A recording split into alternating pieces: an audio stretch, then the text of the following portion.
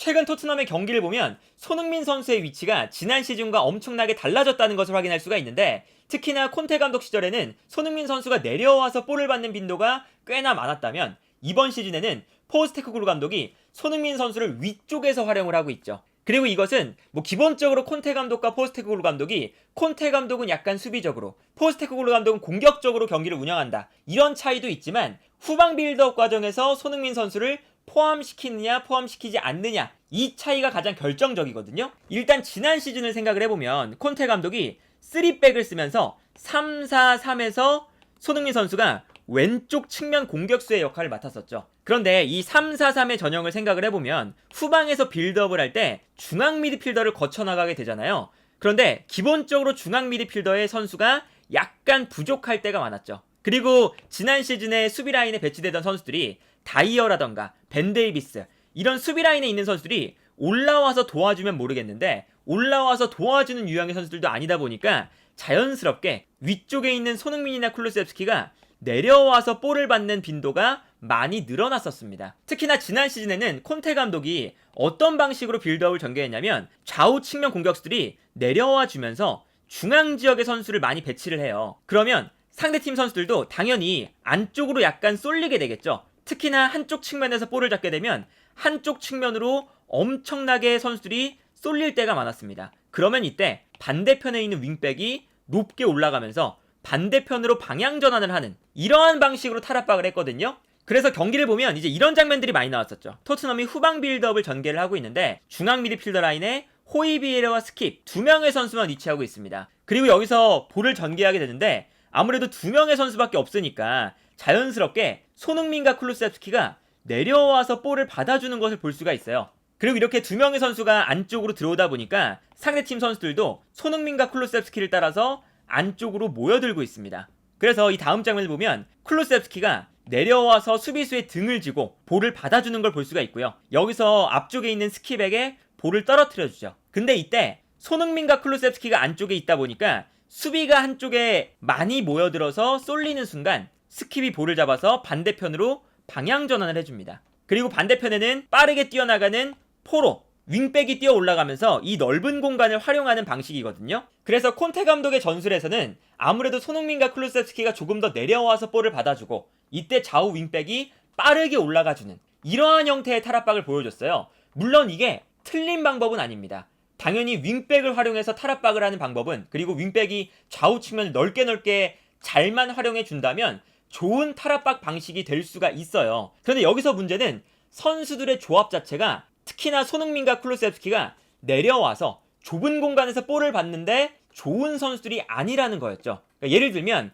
손흥민과 쿨루세프스키는 내려왔을 때 수비수들이 중앙에 모여들잖아요. 그러면 이 좁은 공간에서 쿨루세프스키와 손흥민 선수는 안쪽에서 이 좁은 공간에서 상대 수비의 등을 쥐고 그리고 탈압박을 하는데 그렇게까지 뛰어난 선수들이 아닙니다. 이 선수들의 장점은 조금 더 위쪽에서 뛰면서 넓은 공간에서 스피드로 상대 수비를 무너뜨리거나, 아니면 쿨루세프스키 같은 경우에는 드리블을 통해서 상대 수비를 무너뜨리는 이런 데 장점이 있는 선수들이다 보니까 내려와서 볼을 받을 때 여기서 손흥민과 쿨루세프스키가 볼을 받는 과정에서 볼을 빼앗기고 턴오버가 나오는 장면들이 굉장히 많았었죠. 그리고 더군다나 지난 시즌에는 이번 시즌 메디슨처럼 중원에서 풀어나가는 선수가 없다 보니까 중원 라인에서의 볼 소유가 좋지 않은데 손흥민과 쿨루세프스키도 내려와서 좁은 공간에서 볼을 받는데 특화가 되어 있는 선수들이 아니다 보니까 토트넘이 안쪽에서 볼을 전개하는 과정에서 계속 문제가 많이 생겼었죠. 그래서 지난 시즌에 손흥민의 맷잘나다 이런 이야기도 많이 나왔었고 콘테 감독의 전술이 비판을 실제로 많이 받았었거든요. 해외 매체에서도 손흥민을 조금 더 높이 쓰는 것이 맞는 것이 아니냐 이런 이야기가 꾸준하게 나왔었는데 포스테코글루 감독은 확실하게 손흥민 선수를 높은 지역에서 활용하기 시작하고 있습니다. 아까처럼 중앙 지역의 선수들이 모여들게 만드는 역할을 손흥민과 쿨루세프스키가 아니라 좌우 풀백이 안쪽으로 들어가면서 상대 수비를 중앙으로 모여들게끔 만드는 이러한 역할을 수행을 하고요. 이때 오히려 손흥민과 쿨루세프스키는 내려와서 볼을 받아주는 게 아니라 앞쪽으로 뛰어나가고 있으면서 상대 수비를 뒷걸음질 치게 만드는 역할을 하게 되죠. 그리고 히살리송도 마찬가지거든요. 그래서 상대 수비가 손흥민, 히살리송, 쿨루세프스키 때문에 뒤로 물러나게 되면 자연스럽게 상대 미드필더 라인과 수비 라인 사이 요 공간이 넓어지게 돼요. 그리고 이렇게 라인 사이의 간격이 멀어지게 되면 전방 압박을 할 때 전방 압박이 제대로 이루어질 수가 없게 되는 거죠. 그리고 여기서 포스테코글루 감독이 손흥민과 쿨루셉스키, 히살리송 이런 선수들이 내려오지 않도록 아래쪽에서 탈압박을 해결할 때가 많아요. 뭐 예를 들면 우도기가 측면으로 내려올 때 메디슨이 가운데로 움직이면서 공간을 활용한다거나, 아니면 포로가 중앙 지역으로 빠르게 내려오면서 수비를 끌어들일 때 사르가 측면으로 나가면서 측면 공간을 활용한다거나, 아니면 반더벤이나 로메로가 측면 지역으로 넓게 벌려주면서 수비를 끌어내면 이때 비수마가 내려와서 볼을 받아준다거나, 그러니까 이 선수들이 여러 방식으로 후방에서 탈압박을 시도를 하고 있거든요. 그리고 이게 가능한 게 어쨌든 이제 비카리오 골키퍼가 요리스보다는 발밑이 훨씬 더 좋은 편에 속하고, 그리고 앞쪽에서 특히나 손흥민 같은 아주 빠른 공격수들이 위에 올라가 있다 보니까 상대 수비 입장에서 앞쪽에 수비 숫자를 늘려주기가 약간 애매해요. 손흥민이 전방에서 뛰어나가고 있는데 상대 수비 입장에서는 한 명의 선수가 올라가서 전방 압박에 가담을 해버리면 손흥민을 막을 때 상대 수비가 거의 1대1로 막아야 되는 거거든요.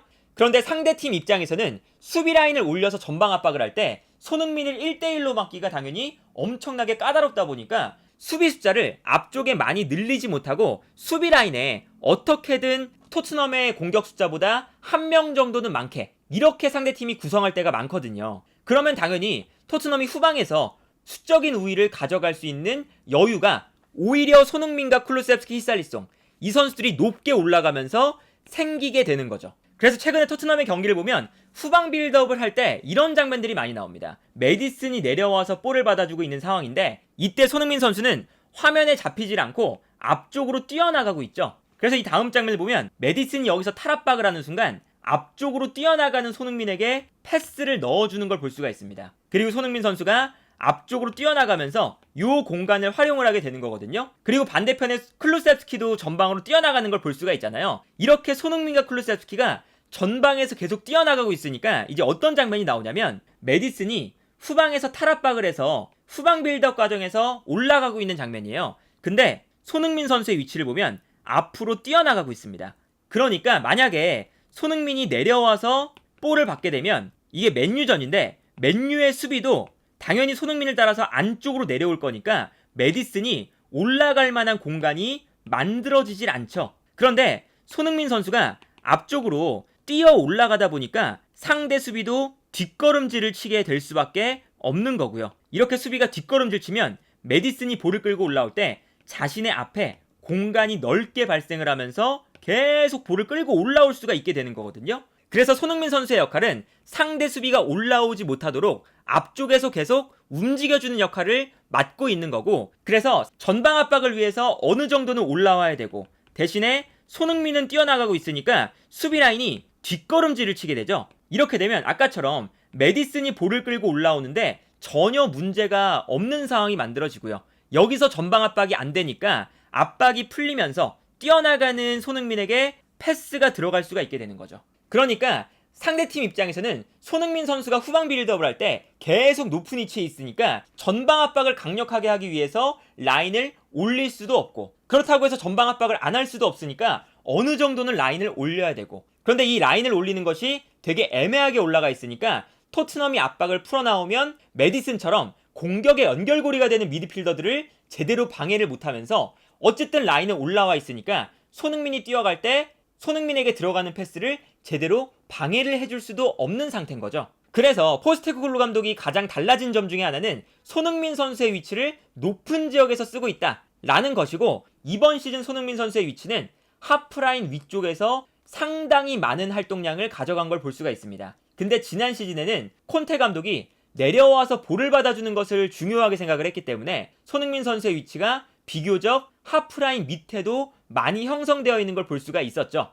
이게 손흥민 선수의 90분당 볼터치 횟수를 나타낸 자료인데, 볼터치를 한 위치를 보면요, 손흥민 선수가 공격 지역에서의 볼터치가 90분당 34.6회예요.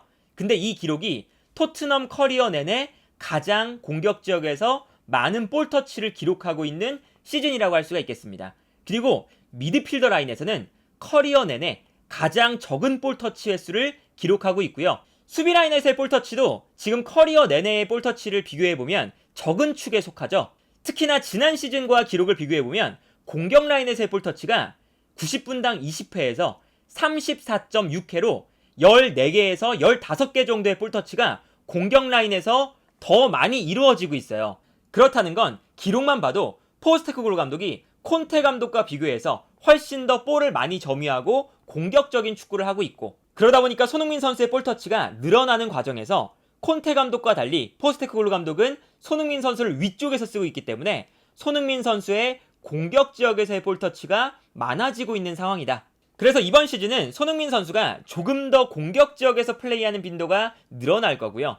우리가 지난 시즌에 조금 답답했었던 손흥민이 너무 내려와서 플레이를 하거나 수비에 너무 많은 가담을 하거나 낮은 지역에서 손흥민 선수의 히트맵이 너무나 많이 발생을 하거나 이러한 장면들이 이번 시즌에는 많이 해결이 될 거고, 물론 이게 뭐 수비적인 축구와 공격적인 축구 정답은 없지만 포스테코글루와 콘테 감독의 확실한 차이를 볼 수 있는 지점이다. 그리고 이것이 손흥민 선수에게 조금 더 공격적으로는 이로운 방향으로 해결이 될 거기 때문에 손흥민 선수의 이번 시즌 공격적인 활약을 아마 기대해 보셔도 좋지 않을까 싶네요.